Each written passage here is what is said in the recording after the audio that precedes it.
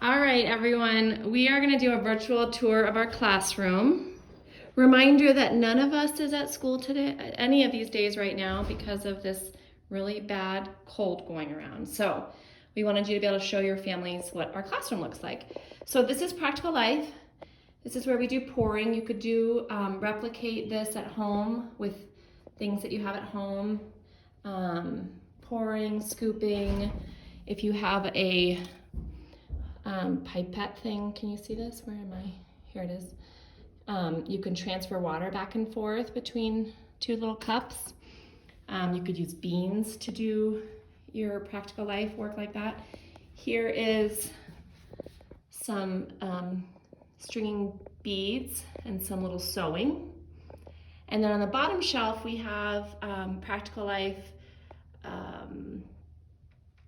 polishing. So put the kids to work and get some things clean. Here's our science area. This is plant and animal. So you could try to do like a little book or a piece of paper with plants versus animals. This is our living and non-living work that we have out. We have 3-part cards that you could probably print up online. We have invertebrate, vertebrate that you can classify. And then this basket goes with these classification of animals where you could classify what kind of animals there are. And you could draw pictures of animals or print pictures up and do these classifications. This is our geography area. We have land, air, water, where you put where things live on our earth. And then we have, this is some poking where you could draw a continent and then they could poke it out with a sharp pencil. And then you could make a globe. We have landforms like island and lake and others. And then, oh, here's one more work. If you did do a big map of the world, you could figure out where the animals live on the continent. That's sort of something that kids really like. Of course, we have a big map that they put that on. More animals of the continent where they label the different animals that live on continents. And then this is our art area that Angelina has been supporting us with as well. One idea that you could do down here is a hand washing or foot washing or foot scrubbing. I think some of you saw the picture of that on our newsletter.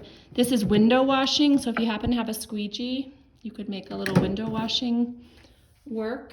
Now I'm going to take you into the other room so you can see other ideas. This is our sensorial area about the senses. So kids could tell their parents what you do with these different works. You could try to think of ways to recreate these works. Some of them obviously we're not going to be able to recreate, but this was one idea I had for somebody who likes, the kids love this work where you figure out what the smells are. So you could go in your kitchen and blindfold your child and have them try to guess what they're smelling. That would be kind of a fun activity. And then this is also like just separating colors is one of the things you could do. If you can find around your house different colors and put them all together. This is different materials where you separate it according to wood, glass, fabric, metal, and plastic. It's kind of a fun work that kids like, so you could certainly find things around your house and label them like that. And here's our math area, and we're going to try to show you different ways to do some of our math works. Obviously, replicating these materials is not going to be easy, but maybe as you're giving your parents a tour of our classroom, you could tell them what some of these materials are. And then over here, you guys could make a clock at home. You could put together a little bank with coins and know how much each thing costs. So these are labeled. Here's 1 cent. And then our little purse has money in it and you'd have to buy things. So you can try to figure out how much things have value. This is our bank. You can at least tell them how you do it. even though making the bank materials might be kind of tricky, but you could always try that too.